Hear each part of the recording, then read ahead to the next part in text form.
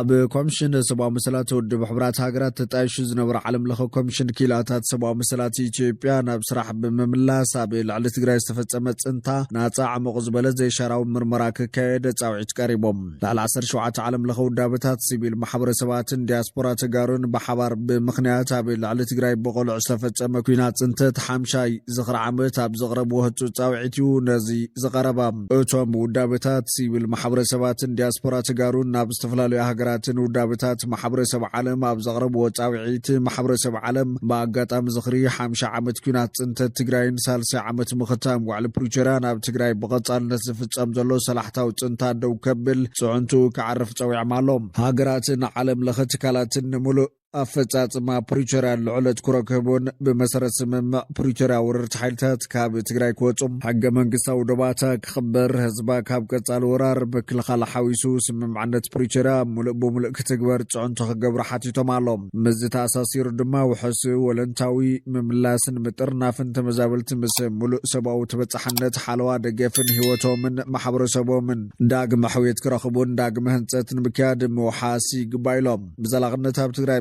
برك على مستوى سرحة داق مهنت تبقسم جمار نتعنات مرتي من برابايتي مناورن قدام نت بمهاب محورات راي زي كونس سبتاتن هيوت داق نمهنات محبر سب عالم تعارك تناخر توعي مالهم بخالي زينات تقروي ترهوا كنفة قديات كينات دقانستيو بمحواين زقبرتو عبركتو تعواتيت معارق لوريت كويدا عالم لخمر حنات دقانستيو أوروبا عسران حمشن بزبل أبستدالو شلمات تقروي ترهوا كنفة تركبن شمانت دقانستيو كبري لوريت تجونات فنالام تجروي ترهوا كنفة قداي كينات نزخنا دكانسيو تجراي أب محواين حجزات أب متخابن بزجبر تعزز سراح تعواتي تتشلمات كما زخنات وقعوي ويب سايت عالم الخشلمات مريحنة دكانسيو أوروبا نتيرلا لوريت ترهوا كنفة العالمية شح دكانسيو أب استعمت على كينات تجراي قدات حجز كرخباب مقبار لعل تعرنا كيدت ممتع توقع ويب سايت قال حلام تنشلمات زبق عشم من دكانسيو أب زرفتات سباونت فترة صراح مريحنة بوليتيكان تعنان بزقورو لعل تعر مخانون تقليتشم أبوانا كتما بيلجيم براسلس أب استسناد اسن سرعة شلمات وكلت حبرة أوروبا مراحة السبيل محبرات مراخبي مع خنات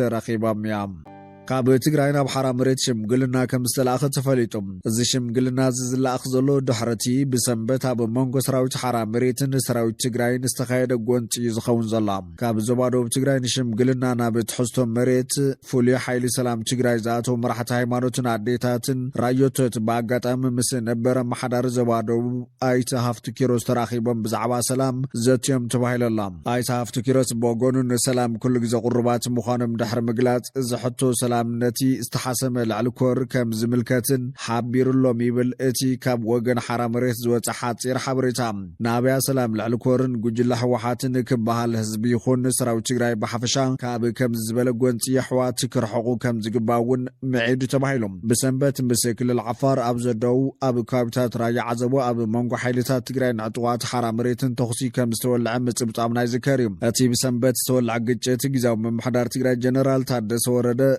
لعلو تمرر حكللن قالو تاكلاتن ابسترخبلو اغاطام ابدو تግራይ راي عزب عدو تاب زكايدلو زنبر ساعات استفطر مخانس تغلص خوينم مسكل العفار ابزدو كابتات راي عزبون وجراتن نحطير ساعات زقصل تخسي كمستسمع يزغلات اتغچت اب منغب تديف زفلو حيلታት تግራይን بتيبيف زفلو حيلታት حرام ريتن سول عمنبار استغلص خوينم نوح ساعات كيوسد دو كان تبل اب حزب تግራይ ግን ከቢድ ቁጣ ፈጢር ምህላው ይዝግለጽ ዘላም በዛዕባት ዝነበረ ኩነታት ተመልኪቶ ሰሓብሬታን ምርካብ ንላዕለዋይ ኣዛዝ ዕጡዋት ሓይልታት ሓራም መሬት ጀነራል ገብረ እግዚአብሔር በየነ ወዳን ጥሩ ዘዘራረበ ላንዳ ሪፖርት እቲ ተኽሲ ሰዓት 5 ወጋሕታ ቢሉ ከም ዝጀመረን ምስ መገሻ ጀነራል ታደሰ ናብ ራያ ዓዘቦ ፀጥታን ምሕላው ተባሂሉ ዝተመረፀን ስጉምቲ ክኸውን ከም ዝኽእል ድሕሪ ምግላጾም ዕጡዋት ሓራም መሬት ክንዮቲ ንዝተፈነወሎም መጥቃዕትን ምምካት ዝወሰድዎ ስጉምቲ ኣብ ልዕሊ ሓይልታት ትግራይ መጥቃዕቲ ከም ዘጀመሩ እዩ ወዳን ጥሩ ዝገልጽ ብወገን ሰራዊት ትግራይ እውን ሽሙ ዘይተገለጸ ላዕለዋይ ኣዛዝ ሰራዊት ትግራይ ዝኾነ ጀነራል ንላንዳ ሪፖርት ቃሉ ዝሃበ ኮይኖም እቲ ንዕጡቓት ሓራ መሬት ሸፋቱ ክብል ዝገለጾም ጀነራል ኣብ ከባቢታት ገረብ ኣገውን ጸሓርትን ናብ ሰራዊት ትግራይ ተኩሶም ምህዳሞም ድሕሪ ምግላጹ ሰራዊት ትግራይ ግብረ መልሲ ዝህበሉ ጉዳይ ከም ዘይኮነን ኣንፈት ናይቲ ሰራዊት እውን ምስቶም ሸፋቱ ዝበሎም ሓይልታት ምቅላስ ከም ዘይኮነን ይዝገልጽ። እቲ ብሰንበት ኣብ መንጎ TDF-ን TPF-ን ዝተፈጸመ ምልዋጥ ተኽሲ ውዕል ምቁራጽ ተጻቦ ፕሪቶሪያ ካብ ዝፍረም 3 ዓመት ኣብ ዝመልኣሉ ግዜ ዝተፈጸመ ኮይኖም ካብቲ እዋን እቲ ኣትሒዙ ኣብ መንጎቶም ምስ ሕወሓት ዝጥርነፉ ሓይልታት ሰራዊት ትግራይን ኣብ ትግራይ ለውጢ ዝጠልቡ ሓይልታት ሓራ መሬትን ከቢድ ምፍጣት ተፈጢሩ ምህላው እዩ ካብ ወገን መዳውቲ ዓፋርን ትግራይን ዝረኸብናይ ሓበሬታ ዘመላኸታ። ውዕል ምቁራጽ ተጻቦ ፕሪቶሪያ ኣብ መንጎ ወከልቲ መንግስቲ ፌደራልን ውድብ ሕወሓትን ብዝተበጽሐ ስምምዕ መሰረት ቅድሚ 3 ዓመት ኣብ ሕዳር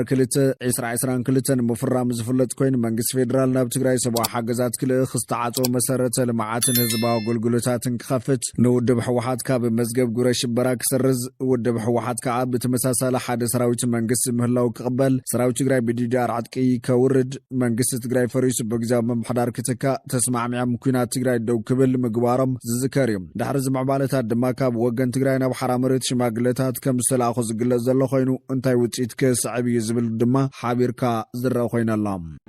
TDF ዝርከብዎም ልዕሊ 20,000 ዕጡቓት ኣብ ዝረብዓ ዓመት ከም ዝተበተኑ ተሓቢሮም ኮሚሽን ተሃድሶ ኢትዮጵያ ብቀዳማይ ረብዓ ዓመት 2018 ዓ.ም ኣብ ክልላት ትግራይን ኣምሓራን ልዕሊ 20,000 ተጋደልቲ ነበር ናብ ሕብረተሰብ ከም ዝተሓወሱ ኣፍሊጦም። ኣብ ቀዳማይ ረብዓ ዓመት በጀት ዓመት 2018 ኣብ ክልላት ትግራይን ኣምሓራን ልዕሊ 20,000 ተጋደልቲ ነበር ብፕሮግራም መፍትሕ ኣጽዋር ዳግመ ውህደትን ዳግመ ጽምበራን DDR ናብ ሕብረተሰብ ከም ዝተሓወሱ ብሄራዊ ኮሚሽን ዳግመ ህንጸት ኢትዮጵያ ኣፍሊጦም። እቲ ኮሚሽን ዝገለጸ 24 ጥቅምቲ 2018 ዓ.ም ኣብ ከተማ ሐዋሳ ኣብ ፈጻጽማ ስራሕ ቀዳማይ ረብዓ ዓመት በጀት ዓመት 2018 እቲ ኮሚሽን ኣመልኪቱ ኣብ ዝገበሮ ገምጋም ምዃኑ ሓበሬታ አዲስ ስታንዳርድ ዘመልክት። ኣብቲ መድረኽ ኮሚሽነር ብሄራዊ ኮሚሽን ዳግመ ህንጸት ኣይተ ተመስገን ጥላሁን ኣብ ክልላት ትግራይን ኣምሓራን ልዕሊ 20,000 ተጋደልቲ ነበር ኣብ ፕሮግራም መፍትሕ ኣጽዋር ዳግመ ውህደትን ዳግመ ጽምበራን DDR ተሳቲፎም ኣብ ውሽጢ ረብዓ ዓመት ናብ ሕብረተሰብ ከም ዝተሓወሱ ገሊጾም ንስወስኹ ካብ ቁፅጥር ኮሚሽን ወጻኢ ብዘጋጠመ ጸገማት ኣብ ቀዳማይ ረብዓ ዓመት ተጋደልቲ ነበር ናብቲ ዝወጽሉ ሕብረተሰብ ዝድለ መጠን ናይ ዳግመ ምትእስሳር ስልጠናን ምምላስን ክወሃብ ከም ዘይከኣልን እቲ ኣብ ብዙሓት ፈተናታት ውሽጢ ኮይንካ ዝተመዝገበ ውፅኢት ግን ኣዝዩ ዝድነቕ ምዃኑን ገሊጾም ኣብዚ ረብዓ ዓመት ብመንግስቲ ፌደራል ዝሃቦ ደገፍ በጀት ኣብ መንጎ ዝተሓላለኹ ጸገማት ብውፅኢታዊ መንገዲ ክሰርሕ ከም ዘኽእሎ ብምግላጽ ኣብ ቀጻሊ መደብ ብዙሕ ጸጋታትን ምዋሃድን ዝሓትት ስለ ዝኾነ ኣብ ምዋሃድ ሃፍትን ተሳትፎ ሕብረተሰብን ፍሉይ ትኹረት ክወሃቦ ከም ዘለዎ ኣመላኺቶም። ካብቲ ኮሚሽን ዝተረኸበ ሓበሬታ ከም ዘመላኽቶ ካብ ዝሓለፈ ዓመት ሕዳር ጀሚሩ ብድምር ላዕሊ 80,000 ነባራት ተጋደልቲ ኣብ ክልላት ትግራይ፣ ዓፋር፣ ኣምሓራን ኦሮምያን ኣብ ዝካየድ ዘሎ ናይ ምሕዋይ መደብ ተሳቲፎም ናብ ሕብረተሰብ ብምዋሃድ ሰላማዊ ናብራ ይመርሑ ከም ዘለው ይሕብር። ቅድሚ ሕዚ ኣብ በጀት ዓመት 2017 ብድምር ልዕሊ 71,000 ነባራት ተጋደልቲ ኣብ ክልላት ኣምሓራ፣ ትግራይ፣ ዓፋርን ኦሮምያን ስልጠና ወሲዶም ንግዚኡ ናብ ሕብረተሰብ ከም ዝተጸምበሩ ኮሚሽነር ኮሚሽን ብሄራዊ ዳግመ ህንጸት ኣይተ ተመስገን ጥላሁን ገሊጾም። ካብዚኦም እቶም 60,000 ተጋደልቲ ትግራይ ነበር ምዃኖም ገሊጾም። እቲ ኮሚሽን ኣብ ዝዋን ንጡፍ ስራሕቲ ምብታን ሰራዊት ትግራይ DDR ይካየደሎ ድዩ ወይስ ደው ኢሉ እዩ ንዝብል ግን ዝሃቦ ንጹር መብርሂ የለን።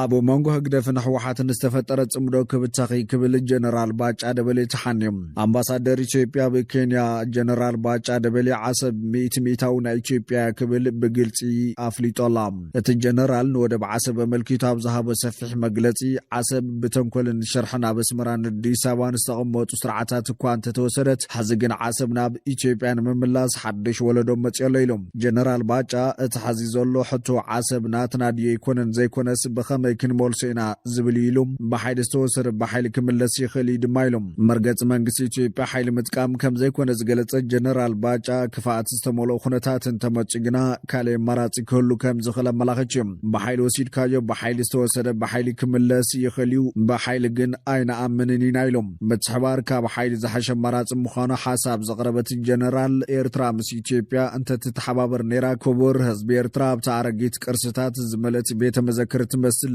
በጻሕ ዘይብላ ሃገር ኣይ ምነበረን ነይሩ ኢሎም ጀነራል ባጫ ኣብ ናይ መጠንቀቕታ መልእኽቱ መንግስቲ ኤርትራ ላዕላውነት ኢትዮጵያ ይጥሕሰሎ ክብል ከሲስዮም መንግስቲ ኤርትራ ዓሰብ ናትና እዩ ምባል ላዕላውነትና መጋሲ ይብል ሓቀይ ላዕላውነት ኢትዮጵያ ትሕሉ ዲኻ ዘለኻ ንስኻ ክብል ሓቲቱ እቲ ጀነራል ኣፍንጫ ሰብ እናወቃዕኻ ፍንጫይ ኣይትተንክፍ ምባል ቀልዲ ክብል እውን ወሲኹም ኢትዮጵያ ኣቲኻ ምስ ረበሽካ ኢትዮጵያ በጃኻ ኢድካ ረሓቕ እምበር እትብሎ ይብላን ላዕላውነት ካልእ ሃገር እናጠሓስካ ናይ ገዛ ርእስኻ ላዕላውነት ምሕላው ይከኣል ዲ ክብል ሕቶ ወሲኹም እቲ ናብ መንግስቲ ኤርትራ ቀጥታዊ መልእኽቲ ዘመሓላለፈ ጀነራል እዳውኩም ካብ ውሽጣዊ ጉዳያት ኢትዮጵያ ኣርሕቁ ምትሕባር ምስ ሕወሓት ደወብሉ ንዝተፈላለዩ ኣኽረርቲ ምድጋፍ ቋርፁ እዚ ናይ ግዜ ጉዳዩ እንተዘይቋሪፅኩም ኩሉ ሰብ ንነብሱ ክከላኸል ክብል ኣጠንቀቐላ ጀነራል ባጫ መንግስቲ ኤርትራ ምስ ሕወሓት ዘለዎ ህልው ዝምድና ብትር ነቒፉ እቲ ጀነራል ኤርትራ ቀንዲ ዕላማ ኢትዮጵያ ሰላማ ከይትረክብ ንምዝራጊ ብምባል ሕወሓት ንባዕሉ ስምምዕ ፕሪቶርያ ንምፍራስ ተዳልዩ ዘሎ ክብል ወሲኹ ገሊፆም